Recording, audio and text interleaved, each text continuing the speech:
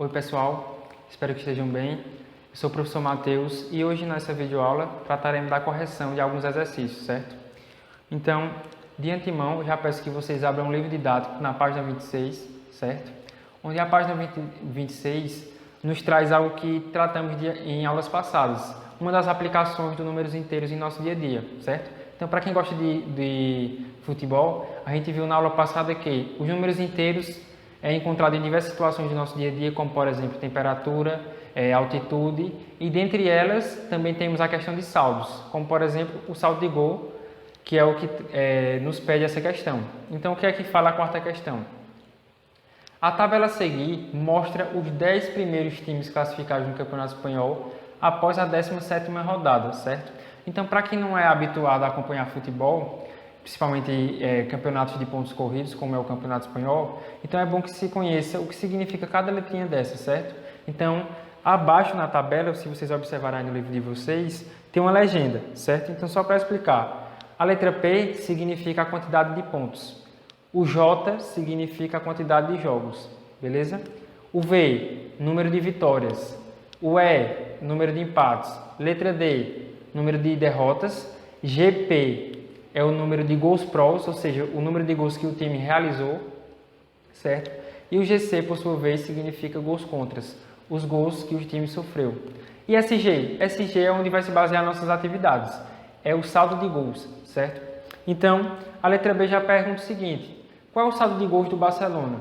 Pessoal, as letras que não forem contempladas nessa correção, significa dizer que as demais se assemelham às que eu vou responder aqui, certo? Além disso, teremos um momento de tira dúvidas e caso haja dúvidas além dessas que serão tiradas nessa videoaula, vocês podem nos consultar, beleza? Então, eles nos perguntam o seguinte na letra B. Qual é o saldo de gols do Barcelona?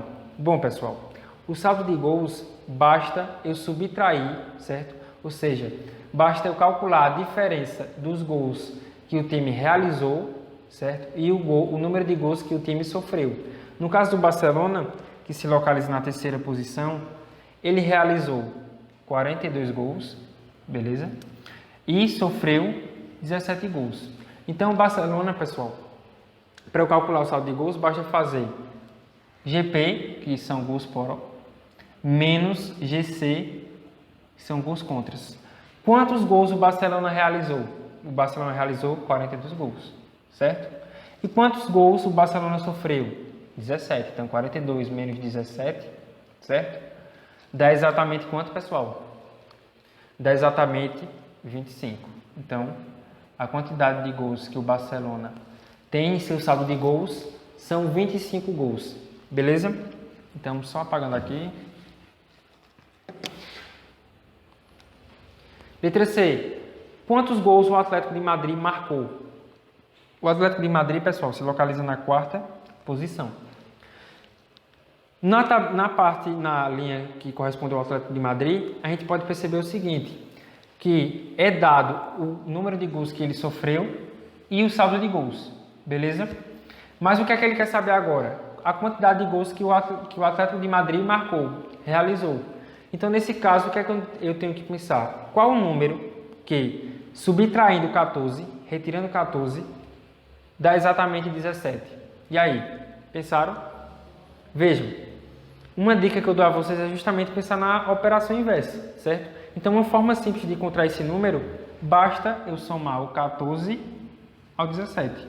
Então, se eu somar o 14 ao 17, nós teremos que 14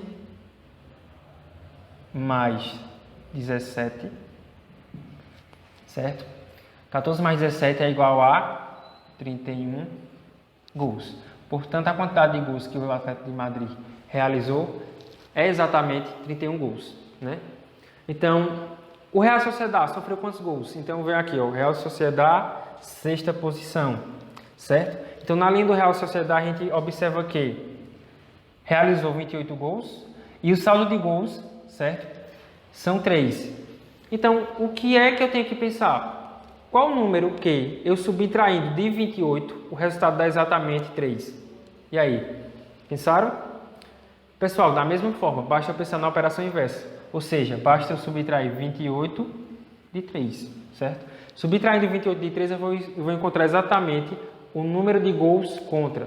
Então, vai ser 28 menos 3, que dá exatamente 25. Beleza? Simples, tranquilo? Só apagando aqui, ó. Só apagando. Letra E. Como é calculado o total de pontos dos times? Bom, para quem acompanha futebol, está mais ou menos ligado como é que responde essa questão. Para quem não, pessoal, a questão é o seguinte. Em campeonatos de pontos corridos, como é o Campeonato Espanhol, acontece que a quantidade de vitórias, certo, equivale a 3 pontos. A quantidade de empates equivale a 1 ponto. E a quantidade de derrotas, 0 ponto. Beleza? Então, como é que eu calculo o total de pontos de um time? Então, basta eu pegar o número de vitórias do time, multiplicar pelo valor que vale cada vitória, que são 3 pontos, e somar o número de empates, já que o número de empates equivale a 1 ponto. Então, como é calculado o total de pontos dos times? Então, multiplica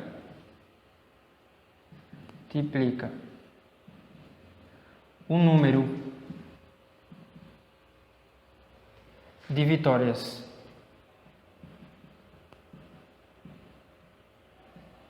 por 3 e soma ao número de empates. Beleza? Então, para eu calcular o total de pontos obtido por um time, basta pegar o número de vitórias, multiplicar pelo número que vale cada vitória, que é 3, e somar ao número de empates. Beleza? Só apagando aqui. Quantos pontos tem o Atlético Bilbao? Certo? Escreva uma expressão numérica para responder. Bom, para responder essa questão, basta a gente retomar o que foi dito na letra E, certo? A gente sabe que o total de pontos é calculado através do número de vitórias vezes a quantidade de pontos que vale cada vitória, que são 3, e soma ao número de empates. Então, Atlético Bilbao, basta localizar na tabela, ó, Atlético Bilbao, 7ª posição, certo? Na 7ª posição se localiza o Atlético Bilbao. Quantas vitórias tem o Atlético Bilbao? O Atlético Bilbao tem 8 vitórias. Então, eu vou pegar o número de vitórias do Atlético Bilbao, que são 8, multiplicar pela quantidade de pontos que equivale a uma vitória, que são 3, certo? Mais o número de empates. O número de empates do Atlético Bilbao são exatamente 3, então, mais 3, certo? A gente sabe que, numa expressão numérica, nesse caso aqui, a prioridade é responder primeiro a multiplicação, certo? Então, o que é que acontece? 8 vezes 3, 24. 24 mais 3 igual a 27. Beleza? Portanto, eu tenho que a resposta da letra F são 27 pontos que o Atlético Bilbao conquistou. Beleza? Então, só apagando aqui. E o que significa um time apresentar saldo negativo? Pessoal, se o saldo é dado pelo número de gols que um time sofre e pelo número de gols que um time faz, então um time vai ter saldo negativo quando, por exemplo, se observarmos o Celta de Vigo, que se localiza na 9ª posição, a gente observa que ele realizou 28 gols e sofreu 32. Ou seja, o Celta de Vigo, certo, que é o time da Espanha, ele sofreu mais gols do que fez. Se eu fizer 32 menos 28, dá 4. Mas se o Celta sofreu mais gols, automaticamente o saldo dele é negativo. Portanto, o saldo do Celta é 4. Então, o que é que a gente conclui? Que o saldo vai ser negativo, aliás, o saldo é menos 4. A gente pode concluir que o saldo será negativo quando o time sofre mais gols do que realiza. Portanto, o que significa o time apresentar saldo negativo? Significa que sofreu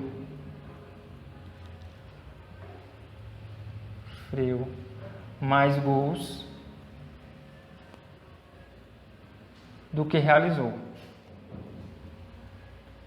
realizou.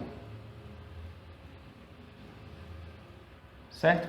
Então, um time que tem saldo negativo significa que ele sofreu mais gols do que realizou. Beleza? Então, ó, só apagando aqui. Letra J. O que acontece quando o time tem saldo zero? Pessoal, se para o saldo ser zero, tem que acontecer o que aconteceu, por exemplo, com o Eibar. O Eibar realizou 22 gols, certo? E sofreu 22 gols. Se o saldo é a diferença entre o número de gols feitos e o número de gols sofridos, se eu subtrair 22 menos 22, dá exatamente zero. Portanto, o time terá saldo negativo quando o número de gols que ele fez foi igual ao número de gols que ele sofreu, que é a resposta da letra J. Então, o que acontece quando o time tem saldo zero? Significa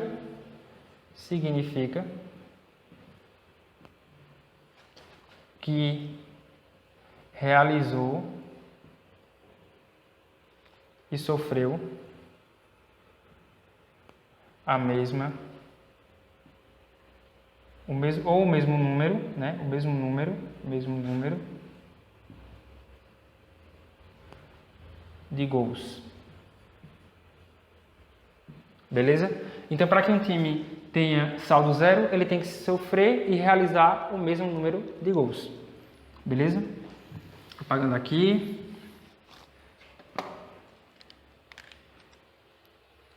Veja, agora na página 30 do livro didático, na primeira questão ele fala o seguinte: localize na reta numérica os pontos indicados na tabela. Beleza? Então, o que é que acontece? Se a gente observar aqui, o primeiro passo é identificar que números positivos é localizado à direita do zero e números negativos à esquerda do zero, certo? Segundo passo, identificar se de fato cada tracinho desse, cada espaço equivale a uma unidade. A gente observa aqui, nós temos dois números de referência, que é o 0, representado pela letra P, e o 3. Se eu contar os espaços que tem entre o 0 e o 3, são exatamente 1, 2, 3. Então, de fato, cada tracinho desse equivale a uma unidade. Então, se aqui é 0, vamos localizando o ponto A, certo? O ponto A, se é menos 5, se é menos à esquerda do 0. Então, basta eu contar 5 unidades à esquerda do 0. Então, menos 1, menos 2, menos 3, menos 4, menos 5. Então, aqui vai ser menos 5, que eu represento com a letra A. Ponto D. Ponto D, mais 2. Se é mais, à direita do 0. Se é 2, conta 2 unidades à direita. Então, mais 1, mais 2. 2, letra D. Certo? Letra C, menos 2. Se é menos, à esquerda do 0. Então, conto 2 unidades à esquerda do 0. Então, menos 1, menos 2.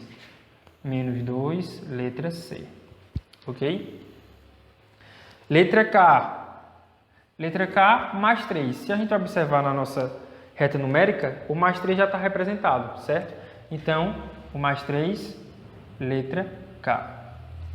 Letra E, mais 5. Mais à direita do 0. Se o K é mais 3, a gente basta continuar a contagem. Mais 3, mais 4, mais 5. Então, aqui 5. Só apagar aqui. 5. Letra E. E por fim, a letra B, que tem número menos 6. Se a gente observar aqui na reta numérica, a letra A já é menos 5. Então, o número seguinte é o menos A, aliás, A ou A, o que vem antes vai ser justamente o menos 6, representado pela letra B. Beleza? Fácil, certo? Só apagando. Só apagando. Segunda questão, ainda na página 30. Em cada item, escreva um número inteiro representado pelos pontos indicados em cada tabela, certo? Então, ó, a mesma metodologia. Identifica se é positivo ou negativo e quantas unidades vale cada tracinho desse, beleza? De cara, nós vemos que aqui eu tenho dois números para utilizar de referência. Eu tenho o 5 e o menos 10, certo? E aí eu tenho que identificar quanto é que vale cada seta dessa, certo? Do 5 para o menos 10 eu tenho 1, 2, 3, certo? 3 espaços. De 5 até o menos 10, eu variei quantas unidades? Então, vai ser 5, 10, 15, certo? Então, se eu variei 15 unidades, se eu dividir 15 unidades por cada tracinho que tem entre o 5 e o 10 e o menos 10, se eu fazer o seguinte, 15 unidades dividido por 3 dá exatamente 5. Portanto, cada unidade dessa valerá 5 unidades. Aliás, cada traço desse valerá 5 unidades. Então, se o C é 5, o Z vai ser quanto? Basta eu subtrair 5, visto que eu estou andando para a esquerda, certo? E conforme eu vou andando para a esquerda, os números vão diminuindo, certo? Então, se aqui é 5, o Z vai ser 0. Consequentemente, se aqui é 0, do 0 para a esquerda eu tenho números negativos. Então, aqui vai ser o menos 5. Beleza? Então, aqui eu já posso colocar que o Z vale 0. Beleza? Se aqui vale 5, se todo lado positivo, então aqui vai ser 10. Aqui 15. E, consequentemente, o K vale 20. Então, aqui eu já posso colocar que o K vale 20. Beleza? Se aqui vale menos 10, continuando no lado negativo, então aqui vai ser menos 15, menos 20, menos 25. Então aqui, menos 25. Letra P vale menos 25, certo? Portanto, a segunda questão, letra B, eu tenho que o P equivale a menos 25, o K a 20 e o Z equivale a 0. Beleza? Continuando. Letra C. Nós temos também dois números para usarmos de referência. Eu tenho o menos 60, representado pela letra B, e tenho o menos 100, representado pela letra E. Entre o menos 60 e o menos 100, eu tenho dois tracinhos, certo? Eu tenho dois espaços. E aí, quanto eu variei de menos 60 até menos 100, certo? Esqueça o sinal negativo. De 60 para 100, eu variei quantas unidades? 40, né? Então, para eu descobrir quanto equivale cada traço desse, basta eu fazer 40 dividido pelos dois espaços, então dá exatamente 20. Então, cada tracinho desse vale 20. Portanto, por exemplo, aqui entre o menos 60 e o menos 100, aqui seria menos 80. Certo? Menos 80. Beleza? Andando no sentido positivo, se aqui significa que eu estou aproximando meu número do zero, não é isso? Então, aqui vai ser menos 60, aqui menos 40, certo? Aqui no ponto P, menos 20, ok? Menos 20, se é de 20 e 20, consequentemente aqui vai ser minha origem, vai ser o zero, certo? Do zero para a direita eu tenho os números positivos, então o M é 20, aqui seria 40, 60 e aqui 80. Então, o S equivale a 80. Então, só completando a tabelinha, P menos 20, M 20 ou mais 20, beleza? E o S 80 ou mais 80, certo? Lembrando que o número para ser positivo não é obrigatório ter o sinal de mais à sua esquerda, beleza? Então, só apagando aqui, continuando nossa questão. Temos agora a quinta questão, ainda da página 30, certo? Uma questão um pouquinho mais contextualizada, certo? Porém, muito interessante de responder. Em um software, é possível colorir as figuras de acordo com uma escala de transparência de cores, certo? Então, na letra A, ele pergunta, na escala de transparência, as distâncias entre os traços são iguais? São iguais. Após o zero, que o número corresponde... Aliás, na escala de transparência, as distâncias entre os traços são iguais. Após o zero, que número corresponde ao primeiro traço? Beleza? Então, é a mesma questãozinha de reta numérica. Se a gente observar essa reta numérica aqui, certo? A gente tem que identificar quanto equivale cada tracinho desse, beleza? Então, aqui, ó, do 0 até o 25, eu tenho quantos tracinhos? Eu tenho 1, 2, 3, 4, 5, certo? Então, do 0 até o 25, eu tenho 5 traços. Para encontrar o valor de cada traço desse, basta eu pegar o 25 e dividir por 5, certo? 25 dividido por 5, como nós sabemos, equivale a 5. Então, cada tracinho desse, pessoal, valerá 5, certo? Então, após o zero, que número corresponde ao primeiro traço? O que seria, quanto é que valeria esse tracinho aqui, ó, o primeiro? Se é de 5 em 5, significa que o primeiro traço equivaleria ao número, então, número 5, beleza? Que número está indicado na escala para o tom de verde, certo? Representado por essa setinha aqui, pessoal, certo? Observe, se é de 5 em 5, aqui eu tenho 25, 25 mais 5, 30, certo?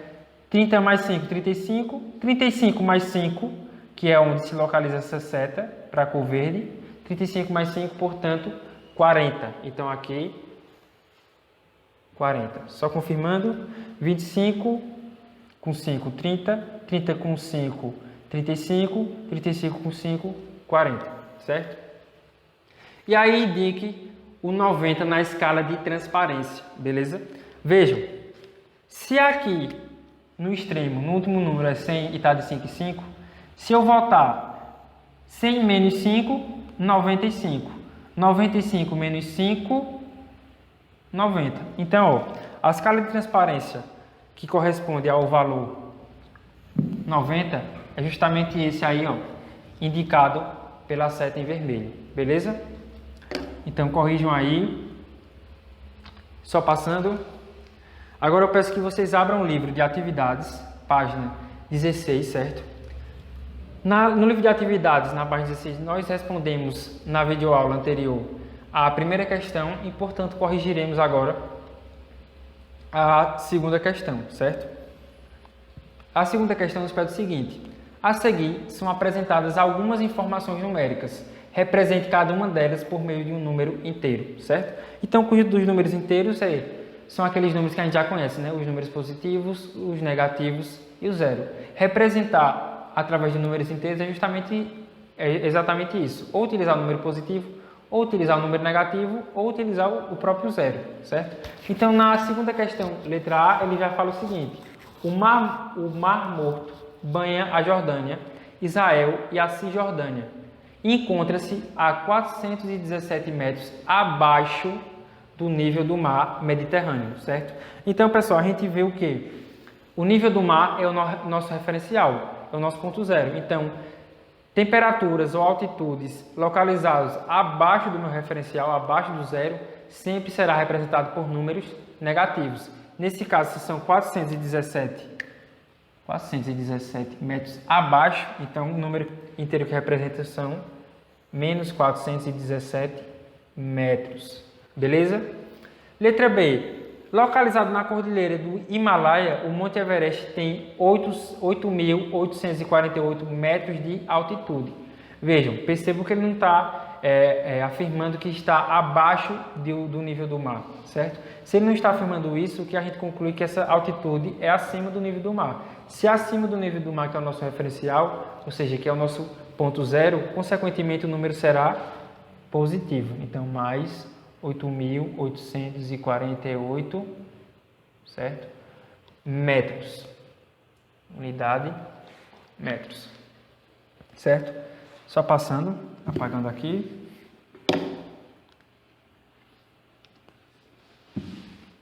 Vejam, entre 343 a.C., certo?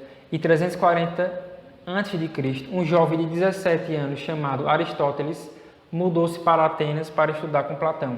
Aristóteles é considerado o homem mais erudito de todos os tempos. Vejam, se observar os números que são citados nessa questão, são 343 a.C., 340 a.C. e 17 anos, certo? 343 anos antes de Cristo. Antes, pessoal, a referência aí no caso seria o nascimento de Cristo. Então, se está antes desse referencial, que seria o meu ponto zero, certo? Se é antes, consequentemente, a gente pode representar por números negativos. Então, menos 343, certo? Menos 340 e 17 anos. 17 anos já está após o nascimento de Cristo, certo? Então, a gente pode considerar como sendo positivo. Beleza? E mais 17. Letra D. Isaac Newton nasceu prematuramente no Natal de 1642, certo? ano da morte de Galileu Galilei. Vejam, aqui se dá o referencial, não diz que é antes do nascimento de Cristo, certo? Portanto, por não ser antes do nascimento de Cristo, a gente considera que esse número só pode ser positivo. Então, mais 1642. Ok? Então, só apagando aqui.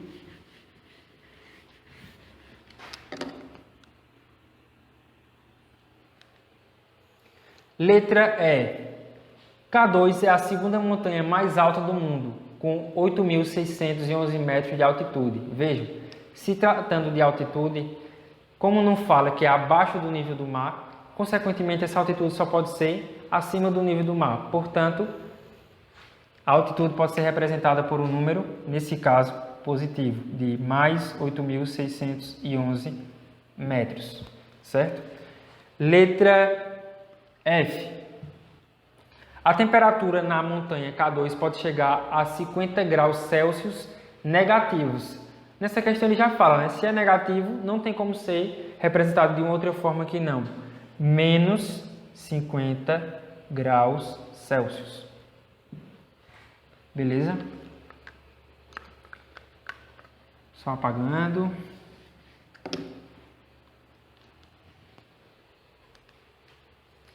Já na terceira questão e última da página 16 do livro de atividades, fala o seguinte: no edifício onde André mora, o andar térreo é indicado pelo zero, ou seja, a gente já sabe que o zero é o nosso referencial. E as garagens ficam nos andares abaixo, ou seja, abaixo do meu referencial, beleza? Indique com números inteiros os andares dados por André mora no sexto andar. Se ele mora no sexto andar, ele mora acima do térreo, ou seja, acima do meu referencial. Consequentemente, o número inteiro que pode indicar essa situação seria mais 6, certo? Ou mais sexto, ok? O pai de André guarda o carro no primeiro andar do subsolo, certo? No subsolo, subentende-se que é abaixo do térreo, ou seja, abaixo do referencial. Consequentemente, se é abaixo do meu referencial, abaixo do zero, o número a ser representado é dado por um número negativo, ou seja, menos 1, certo? Aqui eu posso tirar o sinal de ordinal. E letra C, a portaria do prédio fica no andar térreo. Se na questão ele já disse que o andar térreo é o ponto zero, consequentemente, o número a ser representado é zero, certo, pessoal? Zero não tem nem sinal positivo, nem sinal negativo. Nunca esqueçam disso, beleza? Então, pessoal, encerramos por aqui, certo? Bons estudos e até nosso próximo encontro.